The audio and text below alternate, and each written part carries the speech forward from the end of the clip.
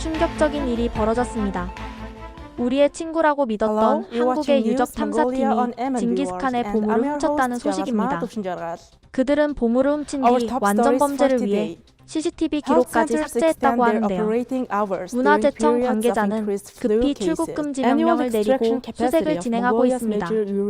과연 한국의 문화재 발굴팀은 왜 이런 짓을 벌인 걸까요? 그리고 그들의 운명은 어떻게 될까요? 지금 바로 시작합니다. 안녕하세요. 저는 몽골 문화유산청에서 7년째 일하고 있는 고고학자 아리아입니다. 제가 가장 사랑하는 일은 우리 몽골의 오랜 역사와 문화유산을 발굴하고 보존하는 것이에요. 특히 위대한 징기스칸의 수도였던 카라코룸 유적지에서의 작업은 제게 특별한 의미가 있답니다. 이곳에서 발견되는 모든 유물은 우리 몽골 민족의 자랑스러운 역사를 보여주는 소중한 증거니까요. 그런데 최근 저희 발굴 현장에 한국 연구팀이 합류하게 되었어요. 공동 프로젝트라는 이름으로요. 솔직히 말하면 우리의 귀중한 유산을 외부인들과 나눠야 한다는 생각이 그리 달갑지만은 않았어요. 서울대 연구팀이 하얀 승합차 세대를 타고 도착했을 때 저는 내심 긴장했어요. 팀장으로 파견된 이태훈 교수님은 키가 크고 머리가 반백이신 분으로 안경이 자꾸 내려와 올리시는 모습이 인상적이었어요. 웃으며 인사하는 그분께 저도 억지로 미소 지었죠. 카라코룸에 오신 걸 환영합니다. 장거리 이동 힘드셨죠? 제가 말했어요. 이 교수님은 웃으며 대답하셨어요. 12시간 운전이 어디 편하겠습니까? 마중 나와주셔서 고맙습니다, 아리아 씨. 이번 공동 프로젝트 정말 기대가 큽니다. 공동 프로젝트라. 솔직히 이 말이 꺼내기 어려웠어요. 징기즈칸의 유산이 담긴 이 땅을 외부 사람들과 나눠야 한다는 게 마음에 걸렸거든요. 그래도 저는 교수님과 악수하며 준비된 현장으로 안내했어요. 연구팀은 장비들을 내리기 시작했는데 너무나 숙련된 모습이 오히려 의심스러워 보였어요. 과거 한국팀이 진행했던 중국과 카자흐스탄의 공동 연구는 항상 한국 학자들 위주로 언론에 보도되곤 했거든요. 발굴 계획을 설명하면서 저는 한국팀에게 의도적으로 중요성이 적은 동쪽 구역을 배정했어요. 이 교수님은 지도를 보시더니 금방 눈치채셨지만 저는 무작위로 배정했다고 둘러댔죠. 그분은 미소만 지으셨지만 눈빛이 제 거짓말을 간파한 것 같았어요. 협동 발굴이 시작되었고 연구를 시작한 지 사흘 동안 저는 한국팀의 느려터진 작업 방식에 점점 답답해졌어요. 그들은 모든 돌을 여러 번 사진 찍고 흙은 2번씩 걸러가며 절차대로 진행했지만 우리 몽골 팀에게는 너무 느리게 느껴졌거든요.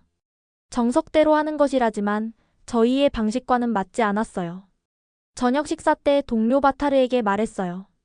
저 사람들은 너무 원칙만 고수하고 있어. 이러다간 발굴 기간 내에 제대로 된 성과를 내기 힘들 거야. 바타르는 어깨만 으쓱했죠. 그 사람들은 한국의 절차를 따르는 거야.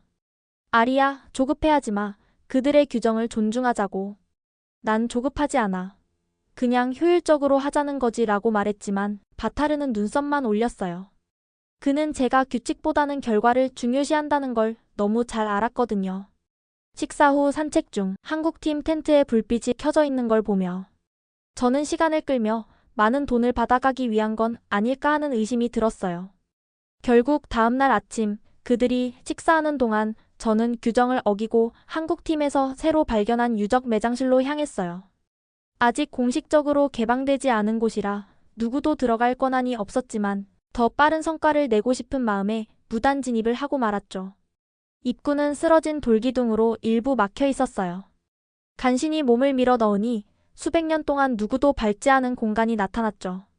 공기는 무겁고 습했고 벽에는 말을 탄 전사들과 의식 장면들이 그려져 있었어요. 하지만 제 시선을 사로잡은 건 중앙의 나무 상자였어요. 수백 년이 지났는데도 오칠이 보존된 걸 보니 특별한 물건임이 틀림없었죠. 이 안에 역사적 문서나 보물이 있다면 카라코룸이 징기스칸의 역사적 중심지역으로 거듭날 결정적 증거가 될 터였어요. 손전등을 가까이 비추자 상자 표면에 가루 같은 것이 보였어요. 적절한 장비 없이 만지면 안 된다는 걸 알면서도 저는 호기심을 참지 못하고 손가락으로 살짝 표면을 문질렀죠. 그 순간 가루 구름이 공기 중으로 퍼졌고 저는 그만 들이마시고 말았어요. 처음엔 아무 일도 없는 듯 했지만 이내 목이 가렵고 눈물이 났어요. 아리아 씨, 거기 계십니까? 입구에서 이태훈 교수님의 목소리가 들렸어요. 어떻게 제가 여기 있는 걸 알았을까요? 대답하려던 저는 갑자기 터져나오는 기침에 몸이 굽혀졌고 손전등이 바닥으로 떨어졌어요. 어둠 속에서 폐가 돌처럼 굳어지는 느낌이 들었죠. 들어가겠습니다. 이 교수님의 외침과 함께 제 의식을 흐려지고 있었고 마지막 의식을 잃기 전 좁은 틈으로 들어오는 이태훈 교수님과 의료팀 최 박사의 걱정 어린 얼굴을 보며 기억이 끊어졌어요. 규칙적인 심장 모니터 소리에 눈을 떴는데 목은 유리 조각을 삼킨 것처럼 숨 한 번 쉬는 것조차 힘겹고 아팠어요. 머리 위로 보이는 낯선 하얀 천장을 바라보며 여기가 어디지? 하는 생각이 들었죠. 환자가 깨어났습니다. 누군가 한국어로 말하는 소리가 들렸는데 천천히 고개를 돌려보니 한국 연구팀의 전염병 전문가 최 박사가 안도감과 걱정이 섞인 표정으로 저를 바라보고 있었고 그 옆에는 흰 가운을 입은 몽골인 의사가 서 있었어요. 울란바토르 종합병원입니다. 거의 이틀 동안 의식이 없었어요. 몽골 의사가 우리말로 부드럽게 알려주었어요. 이틀이나 의식이 없었다고? 라며 생각하면서 일어나려 했지만 어지러움이 파도처럼 밀려와 다시 누울 수밖에 없었죠. 아직 움직이지 마세요. 몸이 심각한 감염과 싸우고 있으니까요. 최 박사가 조심스럽게 영어로 말하는 동안 유적 매장실에서 있었던 일이 선명하게 떠올랐어요. 나무 상자와 먼지 구름, 그리고 갑자기 숨쉬기 어려워졌던 그 순간까지 부끄러움이 물밀듯 밀려왔어요. 저는 규정을 어기고 적절한 장비 없이 밀봉된 공간에 들어갔고 지금 그 대가를 치르고 있는 거였죠. 제게 무슨 문제가 있나요? 목소리가 거칠게 나오는 것을 느끼며 물었어요. 몽골인 의사가 차트를 넘겨보더니 호흡 곤란과 고열로 치료 중입니다. 백혈구 수치가 높아서 감염이 있는 것 같은데 아직 정확한 원인은 찾지 못했어요. 라고 답했어요. 계속 검사를 진행 중이지만 몽골 병원에는 더 전문적인 분석에 필요한 장비가 없어서 어려움이 있습니다. 최 박사가 덧붙이자 갑자기 짜증이 올라왔어요. 이번에는 우리 의료시설을 깎아내리는군요. 먼저는 고고학 방법을, 이제는 병원까지. 신경 쓰지 마세요. 그냥 쉬면 돼요. 라고 신경질적으로 말했지만 몸은 계속해 이상 신호를 보내왔어요. 기침 발작이 일어나면서 가슴속이 불타는 것 같았고 겨우 멈췄을 때 간호사가 재빨리 가져간 휴지에 묻은 피를 볼 수 있었어요. 다음 몇 시간은 검사와 약물 투여, 그리고 걱정하는 병원 직원들의 방문 속에서 흐릿하게 지나갔어요. 문화유산청 상사가 전화를 걸어와 목소리에 걱정과 실망을 담아 제가 외교적 문제를 일으켰다고 말했고 이제 한국 대사관까지 관련되었다고 했어요. 저녁이 되자 열이 더 높아지면서 헛소리를 하는 와중에도 문 밖에서 의사들이 논쟁하는 소리가 들렸는데 그중 최 박사의 목소리가 특히 두드러졌어요. 이것은 히스토플라스마증입니다. 유기물이 있는 토양에서 흔히 발견되는 곰팡이 감염으로 고대 매장지에는 이런 포자가 자주 있습니다. 저는 터키와 페루에서도 비슷한 사례를 봤어요. 라고 그가 확신에 찬 목소리로 말했어요. 몽골에서 하는 치료 방법은 효과가 없습니다. 환자 상태가 악화되고 있어요. 필요한 항진균제가 여기엔 없지만 서울에는 있습니다. 우리 대학병원은 희귀 감염병 치료를 전문으로 하고 있어요. 라고 최 박사가 말했어요. 몽골 의사는 망설이는 듯 했습니다. 환자 상태가 이런데 국경을 넘어 이송하려면 정부 승인이 필요합니다. 라고 하자 최 박사는 그럼 빨리 받으세요. 시간이 매우 중요합니다. 라고 단호하게 대답했어요. 의식이 오락가락하는 동안 여러 사람들이 방에 들어왔다 나갔어요. 문화관광부 누군가와 한국 대사관의 여성이 작은 목소리로 이야기하며 가끔 저를 쳐다보았고 의료 후송과 외교적 허가, 공동 의료 협약 같은 단어들이 희미하게 들렸어요. 이 교수님이 심각한 표정으로 침대 옆에 나타나 부드럽게 말했어요. 아리아, 최 박사는 한국에서 받을 수 있는 전문 치료가 필요하다고 생각합니다. 몽골 정부가 지금 긴급 이송을 고려 중이에요. 흐릿한 정신으로 그의 말을 이해하려 애쓰면서 나를 한국으로 데려가겠다고? 내 고향, 내 일 발굴 현장에서 멀리? 하는 생각이 들었어요. 고열에 시달리면서도 새로운 두려움이 엄습했죠. 내가 떠나면 유물은 어떻게 될까? 내가 발견한 유적지는 누가 관리할까? 유적지는 누가 감독하나요? 간신히 속삭이자 이 교수님이 동료 바타르가 책임을 맡았어요. 몽골 측 승인 없이는 아무 일도 없을 겁니다. 약속드립니다. 라고 안심시켰어요. 최 박사가 앞으로 나서며 곰팡이 감염이 폐를 공격하고 있어요. 적절한 치료 없이는 영구적인 손상이 생길 수 있습니다. 서울에서는 완전히 회복할 수 있도록 최선의 치료를 제공해드리겠습니다. 라고 말했어요. 떨리는 손으로 펜을 집어 서명란에 제 이름을 휘갈겨 썼어요. 대기 중인 응급 항공기로 향하는 침대 위에서 눈을 감았을 때 진정제를 맞기 전 마지막으로 들은 것은 최 박사가 간호사에게 조용히 하는 말이었어요. 최선을 다해 치료해주세요. 그녀는 반드시 회복해야 해요. 그 말을 끝으로 다시 정신을 잃었고 다시 눈을 뜬 곳은 서울대학교 병원의 중환자실이었어요. 병실은 제가 생각했던 것보다 훨씬 좋았는데 버튼 하나로 침대가 자유롭게 조절되고 창문 밖으로는 벚나무가 가득한 아름다운 정원이 펼쳐져 있었어요. 간호사들은 제 상태를 확인할 때마다 따뜻한 미소를 지어주었고 모든 시설이 깨끗하고 현대적이며 효율적으로 운영되고 있었죠. 사실 감사한 마음이 들어야 마땅했어요. 치료가 효과를 보이고 있었으니까요. 최 박사의 부탁을 받은 한국의 의사들은 하루에 2번씩 방문해 제 상태를 꼼꼼히 살펴보며 항진균제 덕분에 감염이 줄어들고 있어요. 폐 기능도 점점 좋아지고 있어서 일주일, 길어야 2주 정도면 몽골로 돌아갈 수 있을 겁니다. 라고 설명해 주었는데 그들이 보여주는 숫자와 차트들은 의학 지식이 없는 저에게는 크게 의미가 없었지만 회복되고 있다는 것만은 확실했어요. 벌써 서울에 온 지 닷새나 지났고 그 사이 카라코룸 발굴 현장에서는 어떤 일이든 벌어질지 몰라. 불안한 마음에 바타르에게 전화를 걸어봤지만 연결이 되지 않았어요. 침대를 뒤척이다 벽에 달린 텔레비전을 켜고 이해할 수 없는 한국 채널들을 넘기고 있는데 영어로 진행되는 CNN 인터내셔널을 발견했어요. 화면 아래에는 한국어 자막이 흐르고 있었는데 채널을 다시 바꾸려던 그 순간 자막에서 익숙한 단어 하나가 눈에 들어왔어요. 카라코룸. 급히 리모컨을 찾아 볼륨을 높이자 뉴스 진행자의 목소리가 조용한 병실 안을 가득 채웠어요. 몽골의 역사적인 카라코룸 발굴 현장에서 유물이 도난되었다는 소식이 들어왔습니다. 당국은 몽골과 한국 공동 고고학 프로젝트에서 여러 귀중한 물품이 사라진 것에 대해 조사 중이며 도난 시간대에 한국팀 구역의 보안 영상이 삭제된 것으로 보입니다. 심장이 미친 듯이 뛰기 시작했어요. 방 전체가 빙글빙글 돌아가는 것처럼 느껴지는 가운데 침대 손잡이를 꽉 잡고 몸을 지탱하려 애썼어요. 뉴스는 계속해서 이어졌죠.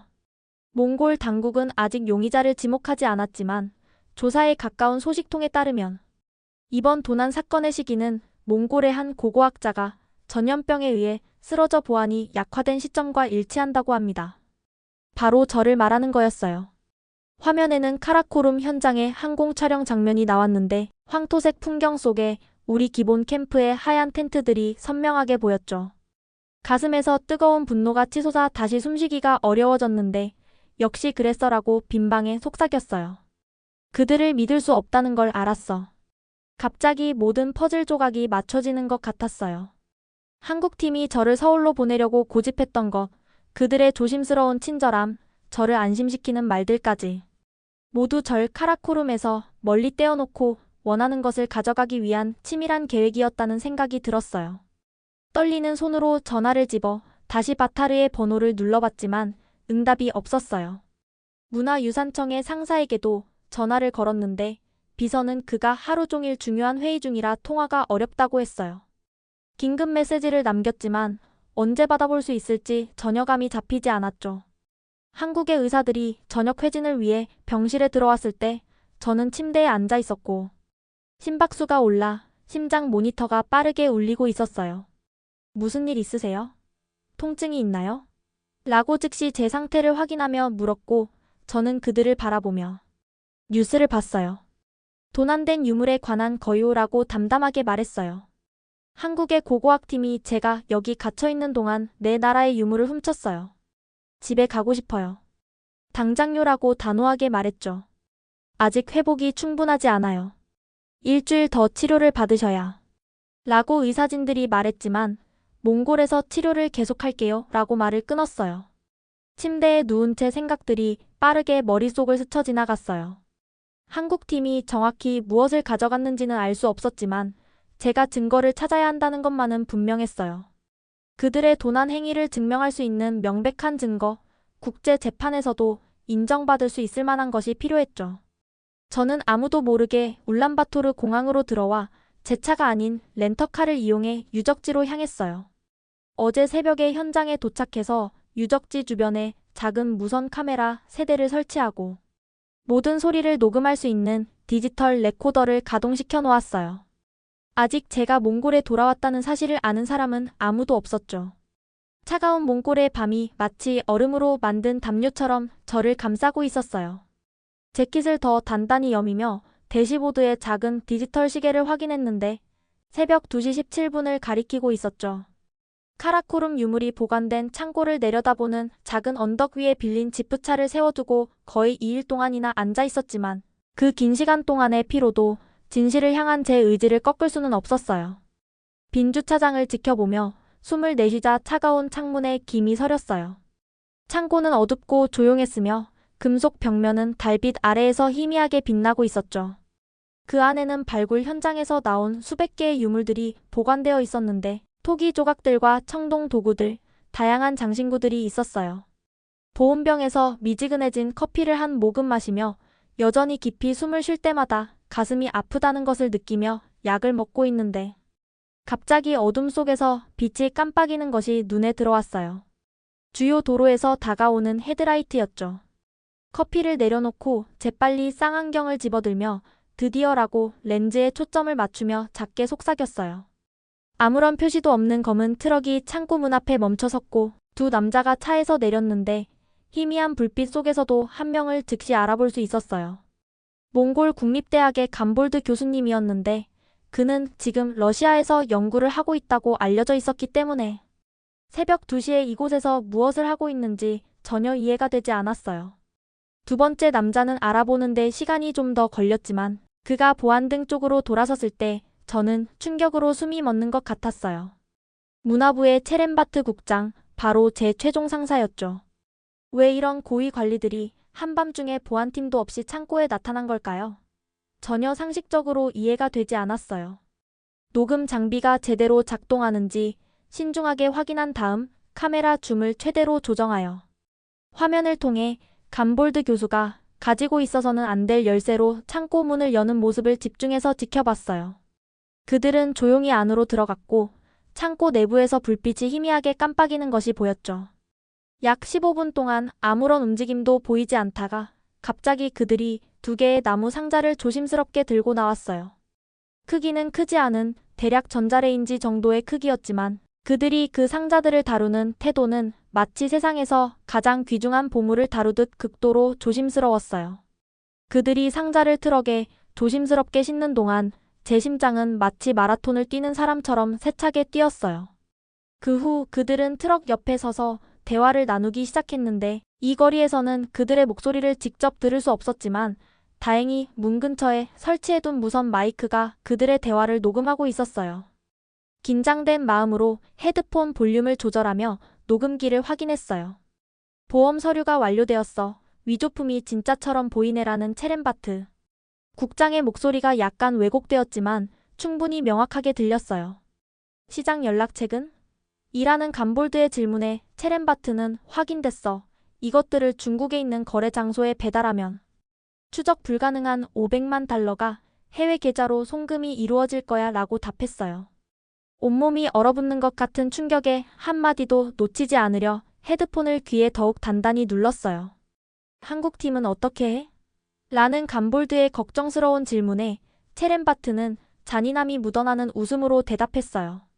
완벽한 희생양이지. 보안 영상에는 지난주에 그들의 팀장이 창고에 들어가는 모습이 있어. 물론 우린 그가 빈손으로 나오는 부분은 삭제했지. 이 교수 말인가? 그는 조심성이 있어 보이던데라는 감볼드의 말에 체렘바트는 다들 조심성 있지. 하지만 외국인이잖아. 비난하기 쉽지. 정부는 보험금을 받고 우리는 수백만 달러를 갖고 한국인 도둑들에 대한 몽골의 분노는 아무도 우리를 자세히 살펴보지 않게 할 거야 라고 자신만만하게 대답했어요. 그 순간 숨이 막히는 충격에 몸이 굳어버렸어요.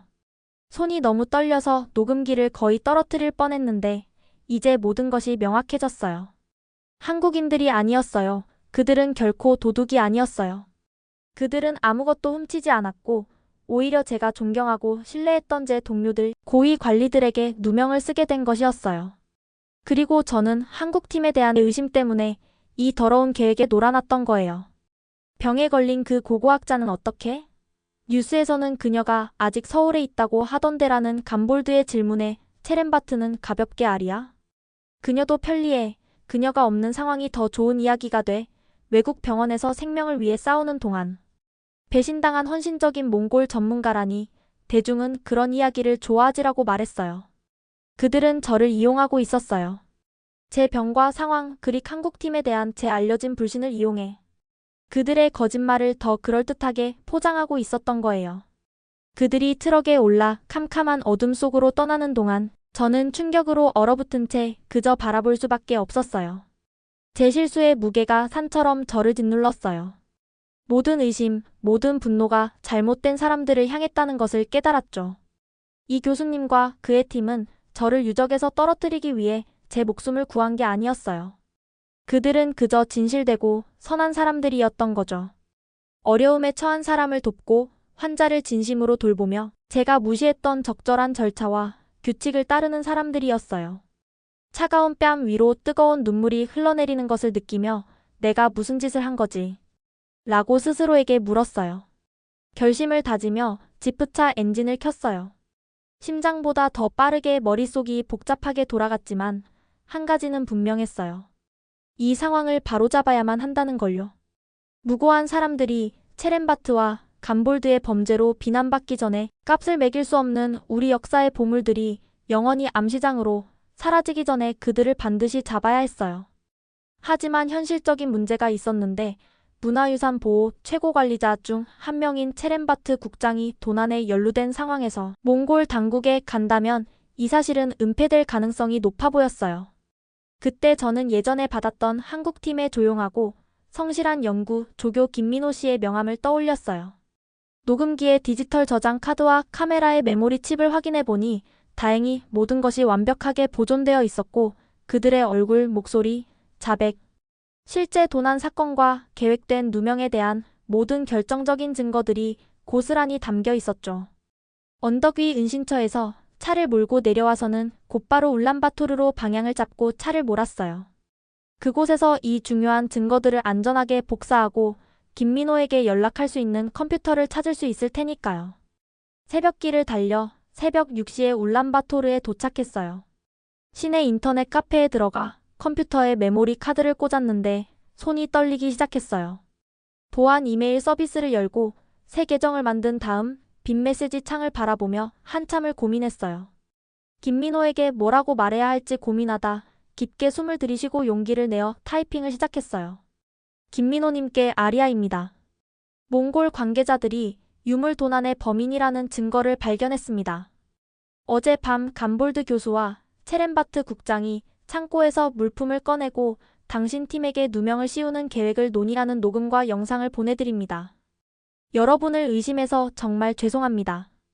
이 교수님에게 이 사실을 공유해주세요. 아리아드림. 파일들을 첨부하고 비밀번호로 압축한 다음 두 번째 이메일로 비밀번호를 따로 보내는 기본적인 보안 조치를 취했어요. 보내기 버튼을 클릭한 후 의자에 기대니 갑자기 피로감이 몰려왔어요. 만약 그가 이메일을 확인하지 않는다면? 또 증거가 충분히 명확하지 않다면? 아니면 체렌바트의 인맥에 의해 진실이 묻힌다면? 안 좋은 생각들이 꼬리에 꼬리를 물었어요. 커피를 한 잔 더 주문하고 초조한 마음으로 기다렸어요. 1시간이 지나고 2시간이 지났지만 아무런 응답이 없었어요. 너무 피곤해 답장을 포기하려던 찰나 답장 메일이 도착했어요. 이메일 받았습니다. 이 교수님과 저는 지금 파일을 검토 중입니다. 다른 누구에게도 연락하지 마세요. 곧 다시 연락드리겠습니다. 안도감이 밀려왔지만 곧 이어 새로운 불안감이 찾아왔어요. 카페 주변을 살피며 문득 누군가 저를 알아볼까봐 걱정이 됐어요. 체렌바트는 많은 자원과 인맥을 가진 사람이라 이미 제가 몽골에 돌아왔다는 사실을 알고 있을 수도 있고, 더 나아가 제가 창고를 감시하고 있었다 걸 알 가능성도 있었어요. 입구가 잘 보이는 자리로 옮겨 앉아 커피를 더 주문하면서 잠시 쪽잠을 자며 약 3시간이 더 지났을 때 이번엔 제 휴대폰으로 문자가 도착했고, 그 내용을 읽자마자 긴장했어요. 파일을 유네스코, 한국 외교부, 국제 언론에 동시에 보냈습니다. 이 교수님은 한국 대사와 긴급 회의를 가졌습니다. 저희를 만나러 오실 수 있나요? 블루스카이 호텔 712호. 혼자 오시되 조심해서 오세요. 블루스카이 호텔은 불과 4블록 떨어진 곳에 있어서 카페 비용을 지불하고 나와 고개를 숙인 채 걸음을 옮겼어요. 아침 쇼핑객들과 직장인들로 거리가 붐비는 것이 오히려 저에게는 다행이었어요. 그 속에 섞여 눈에 띄지 않을 수 있었기 때문이었죠. 그래도 혹시 모를 미행을 확인하기 위해 2번 방향을 바꾸며 돌아가는 길을 택했어요. 호텔에 도착해서는 프런트 데스크의 시선을 피해 곧장 엘리베이터를 타고 7층으로 올라갔어요. 712호 문 앞에서 살짝 두드리자 심장이 마구 뛰는 것이 느껴졌고, 문이 즉시 열리면서 김민호가 나타났는데 평소에 단정하고 정돈된 모습과 달리 마치 밤새 잠을 이루지 못한 듯 지친 표정이었어요. 방 안으로 들어서자 이 교수님이 전화로 급하게 누군가와 대화하며 안절부절 못하고 왔다 갔다 하는 모습이 보였어요. 아리아 박사님, 김민호가 안도감을 담은 목소리로 말했어요. 정말 걱정했습니다. 이 교수님도 통화를 마치고 저를 향해 돌아섰는데 제가 예상했던 분노나 원망 아니면 최소한 차가운 태도 대신 그의 얼굴에는 오직 진심 어린 걱정만이 담겨 있었어요. 약은 제대로 복용하고 계신가요? 한국의 의사들에게서 연락을 받았어요. 라고 그가 말했어요. 예상치 못했던 그의 반응에 갑자기 눈물이 차올랐어요. 제 모든 의심과 오해에도 불구하고 그들의 첫 번째 생각은 여전히 제 건강과 아니었다는 사실이 마음에 와닿았거든요. 약은 가지고 있어요. 일정대로 잘 복용하고 있습니다. 라고 떨리는 목소리로 대답했어요. 다행이네요. 이 교수님이 스위트룸의 작은 식탁을 가리켰는데 그곳에는 제가 찍은 사진들과 녹음 내용을 기록한 문서들이 가득 펼쳐져 있었어요. 박사님의 자료는 증거로서 큰 설득력이 있습니다. 한국 대사는 이미 몽골 문화부 장관에게 연락했고, 몽골 장관은 남아있는 유물들을 안전하게 확보하기 위해 유네스코의 특별 대표단을 요청했어요. 체렌바트와 감볼드는 어떻게 됐나요? 라고 궁금해서 물었더니 김민호의 표정이 순간 어두워지면서 아직 찾지 못했습니다. 유물을 실었던 트럭은 중국 국경 근처에서 버려진 채로 발견됐지만 상자들은 이미 사라진 후였어요. 현재 당국이 총력을 다해 수색 중입니다. 라고 대답했어요. 모든 상황에 갑자기 압도당한 느낌이 들어 의자에 앉으며 정말 죄송해요. 처음부터 여러분을 믿었어야 했는데. 라고 작은 목소리로 말했어요. 이 교수님은 저를 이해한다는 듯 맞은편에 앉으며 아리아. 당신의 의심은 충분히 그럴 수 있다고 생각해요. 우린 결국 외부인이니까요. 하지만 이렇게 누명을 벗게 될 기회를 주어 오히려 지금은 고맙게 생각합니다. 라고 말했어요. 대화가 끝나고 잠시 뒤 갑작스러운 문 두드리는 소리에 우리 모두 놀라서 긴장했고, 김민호가 조심스럽게 문 쪽으로 다가가 들여다본 후 살며시 문을 열었어요. 유네스코 배지를 달고 있는 키가 큰 여성이 들어오고 2명의 몽골 경찰관이 뒤를 따라 들어왔는데 그들은 저를 발견하고는 모두 놀란 표정을 지었어요. 아리아 씨, 저희가 계속 찾고 있었습니다. 라고 한 경찰관이 말했어요. 그 후 몇 시간은 마치 꿈처럼 희미하고 빠르게 지나갔어요. 공식 성명서 작성, 정식 인터뷰 진행, 서명해야 할 여러 공문서들, 그리고 제가 녹음한 내용이 계속해서 반복 재생되면서 어떻게 이 증거들을 수집하게 되었는지, 어디에서 머물고 있었는지, 왜 즉시 당국에 신고하지 않았는지 등의 질문들이 쏟아졌어요. 그 모든 과정에서 이 교수님과 김민호는 한순간도 제 곁을 떠나지 않고 함께 해주었어요. 그들은 제 이야기가 사실임을 확인해주고 수사가 어떻게 진행되고 있는지에 대한 정보를 공유해주며 제가 모르는 부분들을 채워주었어요. 저녁이 되자 이 사건은 이미 전 세계 뉴스에 대대적으로 보도되고 있었어요. 이 교수님의 호텔 방에 앉아 CNN, 인터내셔널이 체렌바트와 감볼드가 창고에서 상자들을 옮기는 제 사진을 보여주는 것을 지켜봤는데 화면 하단에는 부패 폭로 한국 고고학자가 아닌 몽골 고위 관리들이 유물도난의 배후라는 헤드라인이 선명하게 적혀 있었어요. 내일 기자회견이 예정되어 있어요. 김민호가 텔레비전 소리를 끄며 알려주었어요. 몽골 문화유산청에서 연락이 왔는데 아리아 씨가 직접 발언하기를 원하고 있습니다. 저요? 내 진실을 밝혀낸 사람이기도 하고 몽골 내 부패 이즈미를 희석할 중요한 사람이기도 하죠. 이 교수님이 단호한 목소리로 말했어요. 저는 잠시 증거가 펼쳐진 테이블을 바라봤어요. 한국에 대한 의심으로 모든 것을 거의 망칠 뻔했지만 어떻게든 잘못을 인정하고 수습을 해야 한다고 생각했어요. 알겠어요. 기자회견에서 제가 직접 모든 사실을 말하도록 할게요. 다음 날 기자회견장은 정신없이 북적였어요. 카메라 플래시가 번개처럼 터지고 전 세계에서 온 기자들이 마이크를 조정하고 녹음 장비를 점검하고 있었죠. 저는 무대 위 긴 테이블에 앉아 떨리는 손이 보이지 않도록 무릎 위에 살짝 올려놓았어요. 제 오른쪽에는 이 교수님이 앉아 있었고 왼쪽에는 체렌바트가 체포된 후 어제 막 임명된 문화유산청 신임 권한대행 국장이 자리했어요. 우리 뒤로는 몽골과 한국 국기가 나란히 걸린 큰 현수막이 보였죠. 권한대행 국장이 먼저 마이크 앞으로 나섰어요. 그는 공식적인 어조로 준비된 자료를 읽으며 일부 개인들의 불미스러운 범죄 행위와 그것이 몽골의 가치를 대표하지 않는다는 이야기를 했어요. 그리고 감볼드와 체렌바트가 오늘 이른 아침 중국 국경에서 체포되었다고 발표했고 도난당한 유물 상자 중 하나는 회수했지만 다른 하나는 아직 찾지 못했다고 했어요. 제 차례가 되자 방 안이 조용해졌고 저는 떨리는 목소리로 말하기 시작했어요. 제 이름은 아리아입니다. 저는 몽골 문화유산청 소속 고고학자이며 3주 전 큰 실수를 저질렀습니다. 라는 말로 시작해 모든 것을 이야기했어요. 허가나 적절한 장비 없이 매장실에 들어갔던 1. 감염되어 거의 죽을 뻔했던 1. 한국의 의료진이 제 목숨을 구해준 1. 그리고 제가 도난 소식을 듣고 그들의 친절에도 불구하고 의심했던 일까지 모두 솔직하게 털어놓았어요. 저는 믿기 쉬운 쪽을 선택했습니다. 외부인들이 우리의 보물을 가져가려 했다고요. 하지만 진실은 훨씬 더 받아들이기 어려웠습니다. 적은 내부에 있었던 것이고 제가 존경했던 사람들이 실제로는 범죄자였다는 사실이 저에게는 큰 충격이었습니다. 제가 몰래 유적지 창고를 감시한 사실을 상세히 설명하는 동안 카메라, 셔터 소리가 연이어 울려 퍼졌고 이야기를 마치자 잠시 침묵이 흘렀는데 모두가 제 이야기의 충격에서 벗어나지 못한 듯 했어요. 기자회견은 수많은 질문으로 1시간이 지난 후에야 끝났고 우리가 회견장을 떠날 때 권한대행 국장이 이 박사님을 비롯해 한국팀을 불러 세웠어요.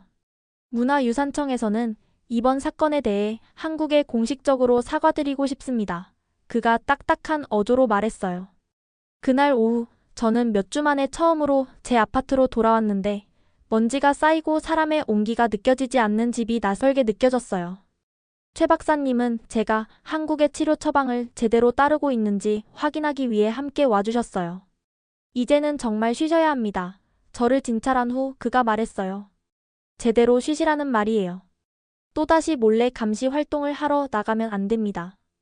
부끄러운 듯 웃으며 약속할게요. 라고 말했지만 그는 확신이 서지 않는 듯한 표정으로 고개를 끄덕이면서 카라코룸으로 돌아가기 전에 내일 다시 확인하러 오겠습니다. 라고 말했어요.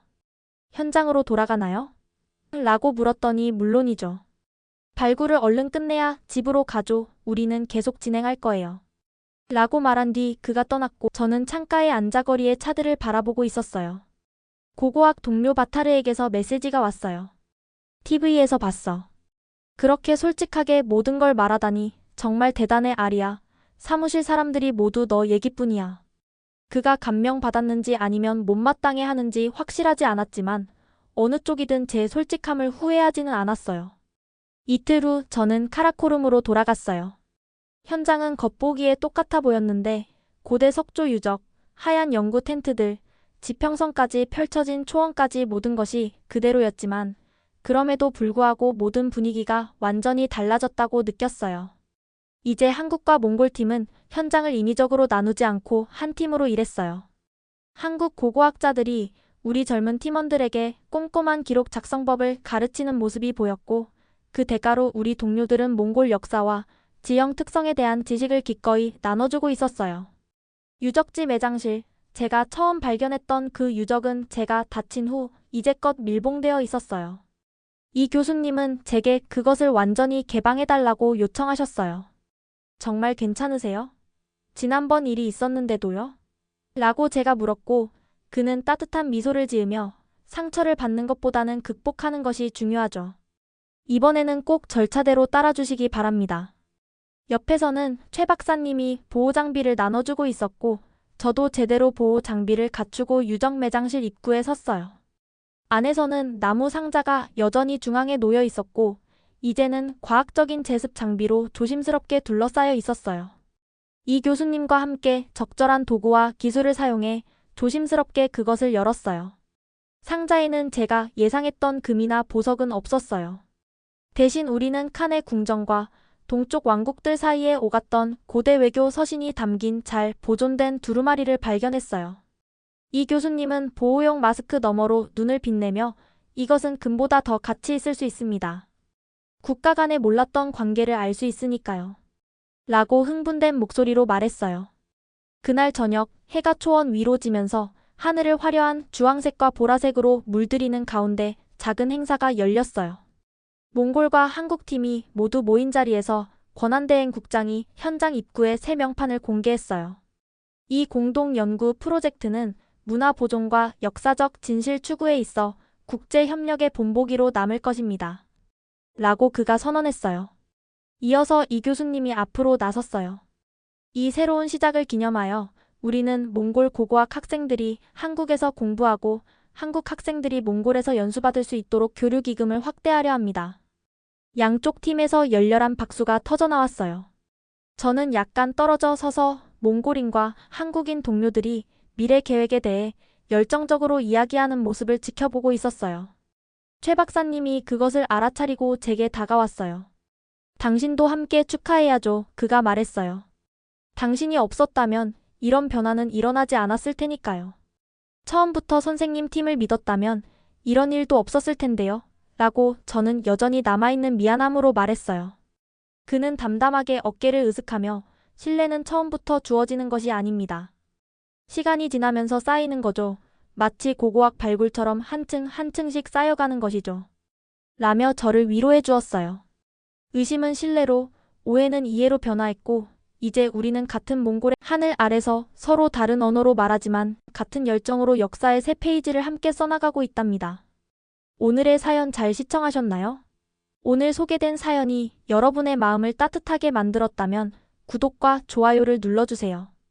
여러분의 구독과 좋아요는 영상을 제작하는 데 있어 정말 큰 힘이 됩니다. 그럼 지금까지 감동 스폰서였고요.